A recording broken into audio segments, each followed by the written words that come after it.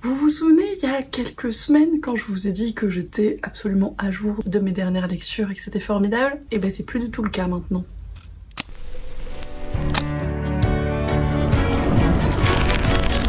Bien le bonjour, j'espère que vous allez bien.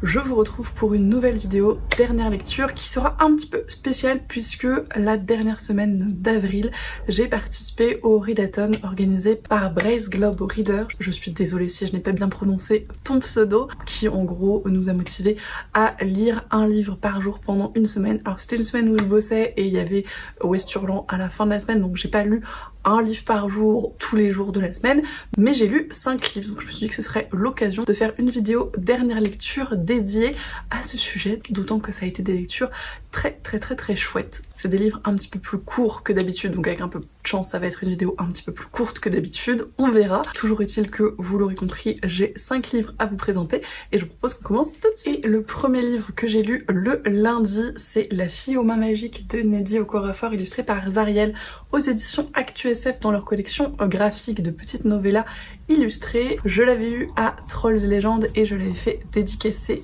par l'auteur, donc j'étais très impatiente de le découvrir. Lucie de la chaîne Lucie a lu l'a lu il y a peu et m'avait donné extrêmement envie, donc voilà, vraiment j'étais extrêmement impatiente et ça a été une excellente lecture. On va suivre le personnage de Chidera qui est une jeune adolescente enfant, je sais pas quel âge elle a, mais à une douzaine d'années je pense, quelque chose comme ça, au Nigeria, qui vit dans une famille qui n'a pas beaucoup de moyens, pour qui c'est compliqué de joindre les deux bouts, et avec des parents qui ne sont pas extrêmement affectueux envers elle. Les relations familiales sont un petit peu compliquée, et un jour en allant tirer de l'eau au puits, elle va rencontrer des femmes qui font des choses un petit peu étranges, qui se dessinent dessus. Elle va leur demander de quoi il s'agit, on va lui offrir un dessin et de là l'engrenage va se lancer et elle va apprendre à réaliser ces fameux dessins, à dessiner,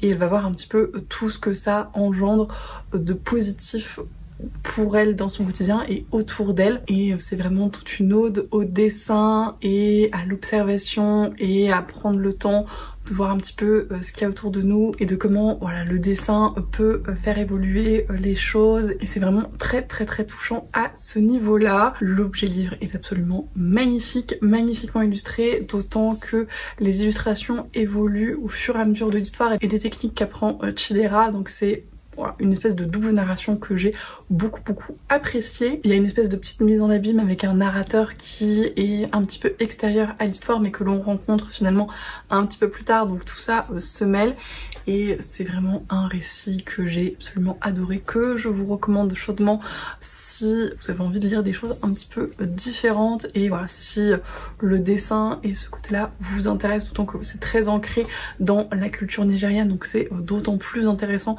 de le découvrir sous ce prisme-là, je trouve.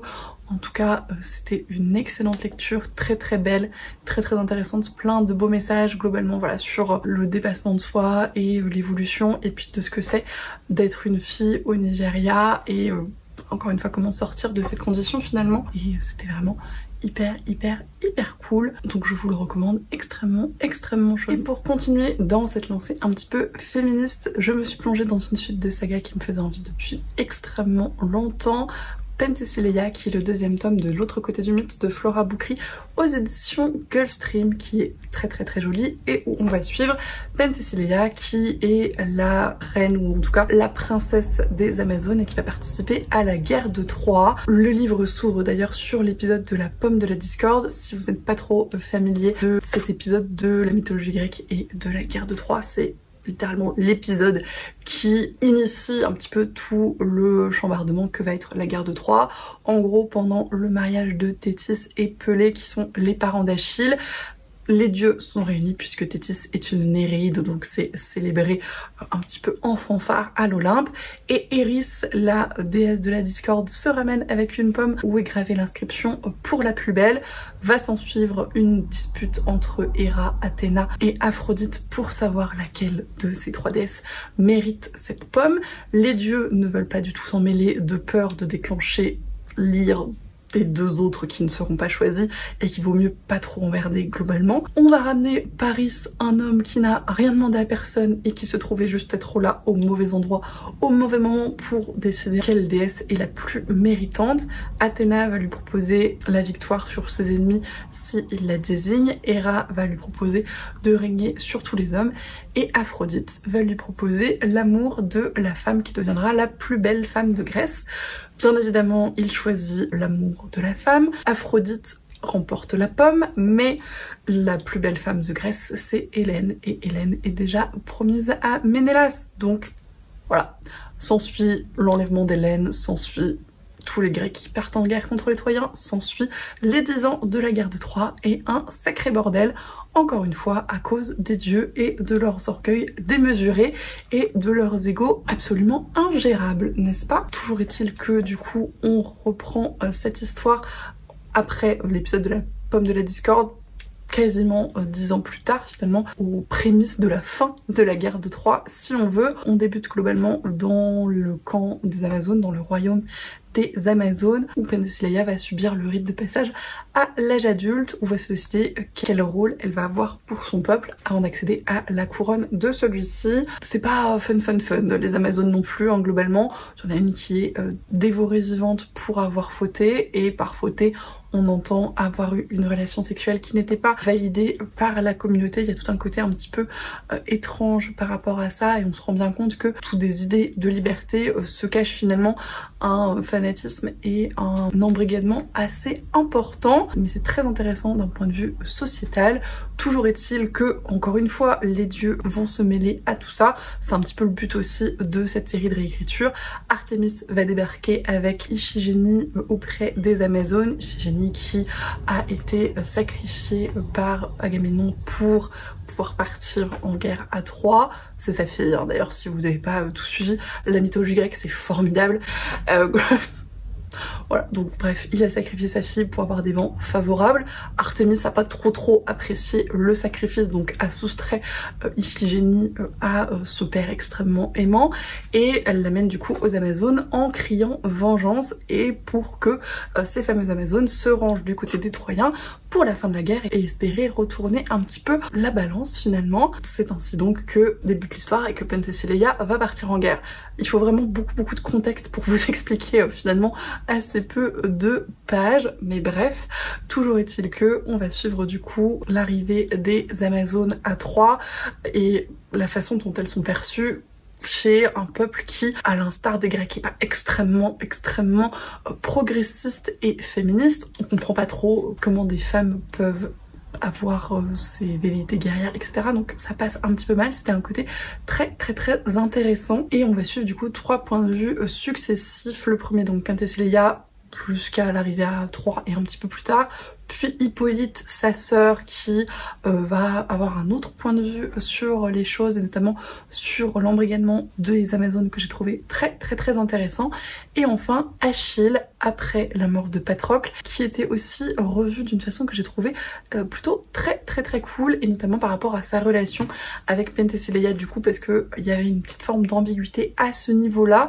Et j'ai bien apprécié comment il était dépeint. Je trouvais que ça changeait de certaines des figures d'Achille que j'ai pu voir, qui n'étaient pas toujours extrêmement modernes. Celui-là était assez ambivalent, assez intéressant. Donc c'était plutôt très cool. Et globalement, comme pour le premier tome Ariadné, comme je le disais, on va voir un petit peu quelles influences les dieux et en l'occurrence les déesses avec Artémis, qui ne brille pas du tout dans ce récit, ont eu sur la vie de ces mortels, en particulier sur cette guerre de Troie où elles sont extrêmement présentes.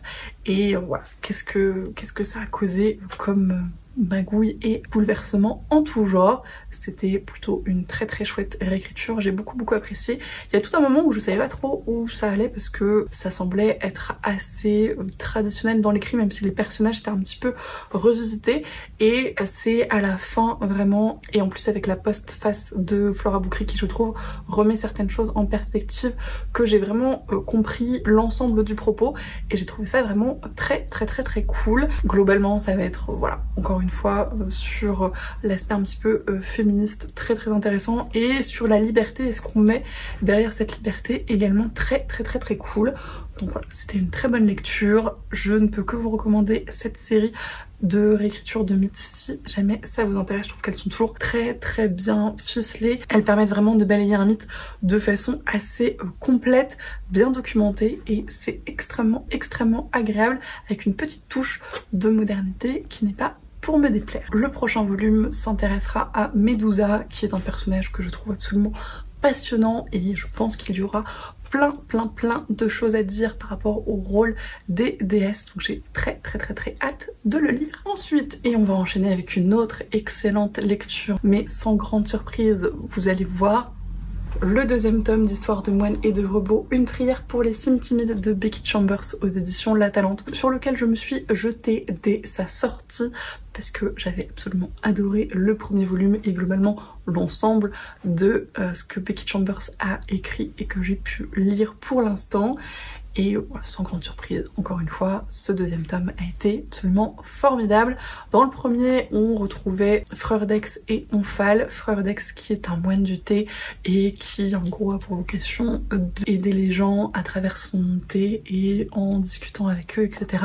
Et Omphale qui est un robot dans un monde de science-fiction où les robots se sont désolidarisés des humains il y a un certain temps maintenant. Et donc là, c'était la première fois qu'un humain et un robot rentraient en contact depuis des centaines d'années. Et la grande question de Omphale à ce moment-là, c'était de quoi l'humanité a besoin.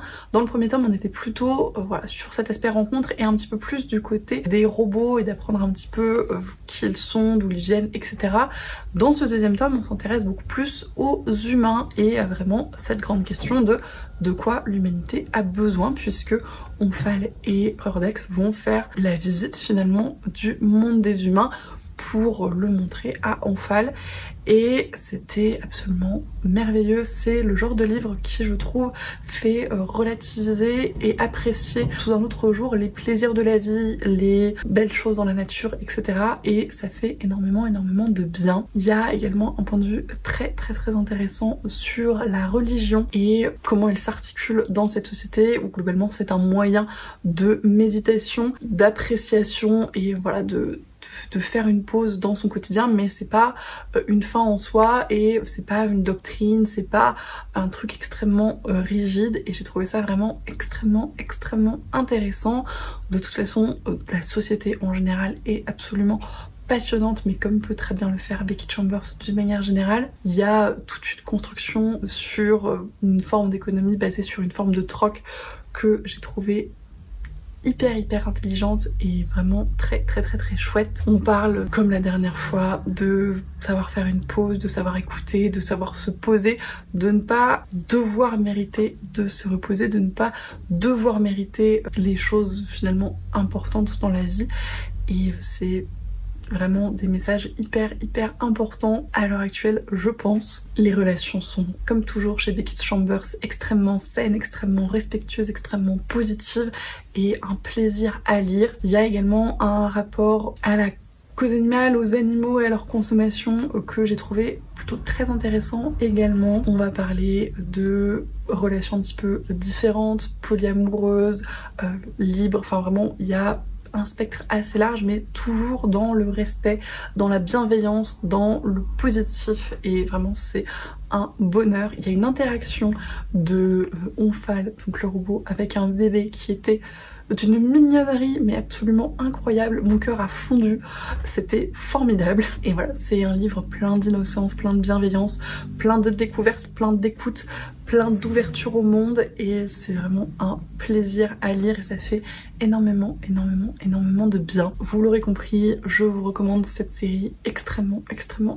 chaudement si vous avez besoin de faire une pause, si vous avez besoin de vous rappeler des choses importantes et globalement de regarder le monde avec d'autres yeux. Je pense que c'est vraiment typiquement le type de récit qu'il vous faut, et moi je le relirai avec grand plaisir si jamais j'ai besoin de me souvenir de certaines choses. Et on continue chez les éditions La Talente avec un livre qu'ils ont eu la gentillesse de m'envoyer en service presse, Faune de Christiane Vadnais, chez La Talente du coup, qui est absolument magnifique. Je suis extrêmement fan de cette couverture et je tenais à noter la qualité de l'objet livre en lui-même et la qualité du papier, ce qui est assez rare pour être souligné par les temps qui courent avec la crise du papier, etc. Mais vraiment, je me suis arrêtée dès les premières pages de ma lecture sur la sensation du papier qui est vraiment épais, qualitatif et très agréable. C'est pas tous les jours que ça se sent à ce point là, mais là vraiment j'ai été très agréablement surprise, donc je tenais à le préciser. Et je ne dis pas ça parce que c'est un service presse, vraiment je me suis arrêtée à quelques pages du début en me disant que ça n'avait pas la texture habituelle, donc voilà, je tenais à le dire. J'en avais discuté un petit peu avec le libraire de La Talente qui m'avait expliqué que ce livre-là avait été choisi par un de leurs éditeurs à l'occasion d'un voyage au Canada où il avait fait un petit peu le tour des librairies pour leur demander quel était leur dernier coup de cœur, le livre qu'ils lui recommanderaient. Il était revenu en France avec une petite sélection qu'il avait fait lire à son équipe et ce texte-là était sorti ainsi qu'un autre qui sera à apparaître un petit peu plus tard en automne cette année. Et je trouve que c'est un principe hyper cool globalement, puis ça permet de nous faire découvrir des auteuristes canadiennes, québécoises dont on n'a pas forcément l'habitude en France, donc c'est plutôt très chouette. Ce livre-là globalement est un petit peu un ovni à mon sens. Il faut que je vous fasse une vidéo sur les ovnis littéraires parce que je commence à en avoir lu quelques-uns et celui-ci rentre typiquement dans cette catégorie. C'est excellemment bien écrit, vraiment encore une fois, c'est les deux choses je pense qui m'ont arrêté assez vite, outre la qualité du papier, la qualité de l'écriture. Il y a vraiment des très jolies tournures de phrases et globalement une ambiance qui se pose tout de suite et qui est très particulière, très poisseuse, humide, aqueuse. Vraiment on a un truc très particulier, moite, enfin voilà, tout cet aspect là et à la fois un petit peu horrifique, étrange, inquiétante.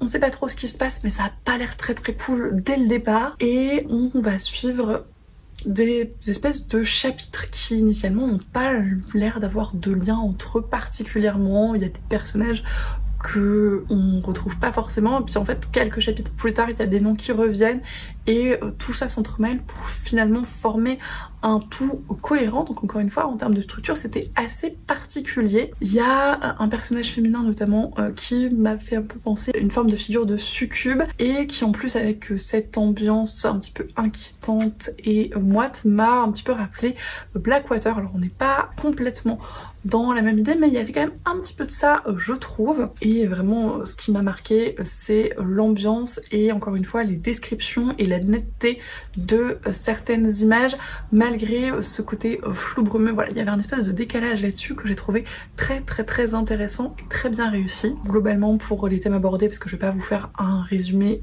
il fait moins de 120 pages donc ça va être beaucoup trop spoilant. Sinon ça va parler encore une fois d'animalité et de rapport à la nature et de métamorphose et d'évolution finalement et de différentes formes de vie si on veut.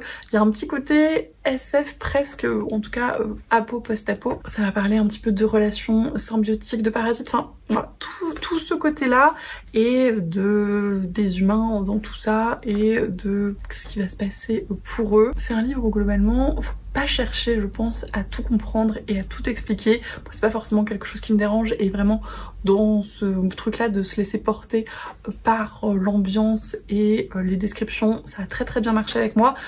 Si vous aimez absolument tout savoir dans vos lectures, ça sera peut-être pas une grande réussite, mais voilà, faut vraiment y aller en mode je me laisse porter et on verra bien. Et en ça, je trouve que ça marche extrêmement bien. Donc dans l'ensemble, c'était une lecture très déroutante, très étonnante, très particulière, très originale, mais extrêmement intéressante. Et je pense qu'il y a des images, des sensations qui vont vraiment me rester pas mal en tête parce que encore une fois c'était extrêmement marquant sur papier et je pense que je suivrai ce que sortira l'autrice à suivre parce que c'était vraiment une lecture très particulière et très intéressante. Et on va finir avec un livre qui est beaucoup plus gros que les autres mais que je n'ai pas lu en entier, Le cycle de Providence de H.P. Lovecraft, où j'ai lu finalement celui-ci, donc La couleur tombée du ciel, en lecture commune avec Lucie et son frère, puisque ils s'étaient motivés à le lire un soir et ils m'ont motivé dans la foulée parce que j'ai ces énormes intégrales Nemos depuis leur sortie, depuis que je les ai financées sur Ulule, et je ne les avais pas encore ouvertes depuis, honte à moi. Donc voilà, c'était l'occasion, ça m'a motivée, c'était vraiment tout ce que j'attendais.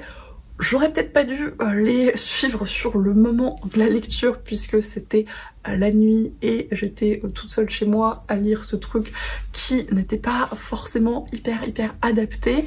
Mais toujours est-il que je suis très contente maintenant avec le recul de l'avoir sorti. C'était une nouvelle très intéressante, une bonne découverte de Lovecraft globalement puisque ça m'a donné envie d'en lire plus. 2 jours. C'est du fantastique qui frôle un petit peu la science-fiction par certains côtés, notamment les aspects scientifiques qui sont assez présents et avec... en l'occurrence dans cette histoire, une météorite qui tombe dans un champ et qui va commencer à avoir une influence pas forcément hyper cool sur les gens qui habitent à côté. Ça nous est narré par quelqu'un qui découvre cette histoire des années plus tard quand il vient prospecter pour un lac artificiel, je crois. Donc on a un petit peu ce décalage mais qui ne rend pas les choses moins effrayantes globalement, et on voit très bien tout qui est en train de se casser la figure, de devenir de plus en plus inquiétant, de plus en plus glauque, de plus en plus gore, de plus en plus affreux. Et les gens qui restent là et qui attendent on ne sait pas quoi, mais que ça évolue dans le bon sens, je ne pense pas.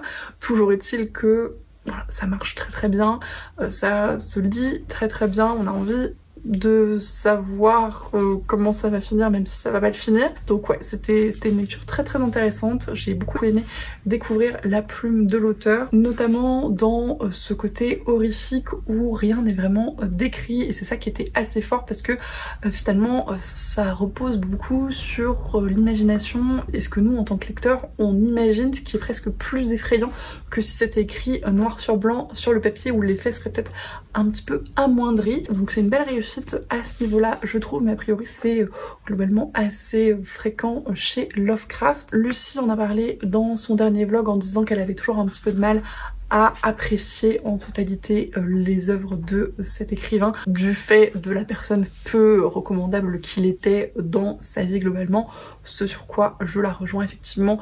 Il n'y a pas de personnage féminin, enfin il y en a une mais qui est absolument inexistante, il n'y a pas de diversité ou quoi que ce soit. Après, bon, c'est à mettre aussi en relation avec l'époque à laquelle il l'a écrit, bien évidemment, mais a priori c'était pas une personne extrêmement cool. Au cours de sa vie, on m'a dit qu'il s'était un petit peu amendé sur son lit de mort, que globalement c'était surtout une peur de l'inconnu assez handicapante au quotidien parce que ça l'a empêché quand même de faire pas mal de choses dans sa vie, mais voilà, globalement c'était une très bonne première lecture dans cet univers et dans cet auteur. Je vais essayer d'être un petit peu plus assidue et peut-être de lire encore quelques nouvelles. Je me le suis mis notamment dans mon Shining Spring Challenge et dans mon mois de la fantasy, donc ce serait pas mal de continuer dans cette lancée. On verra. Toujours est-il que ça a bien conclu ce petit readathon. Et voilà, c'en est tout pour ces dernières lectures spéciales readathon. Merci d'avoir regardé cette vidéo jusqu'au bout si vous êtes encore là.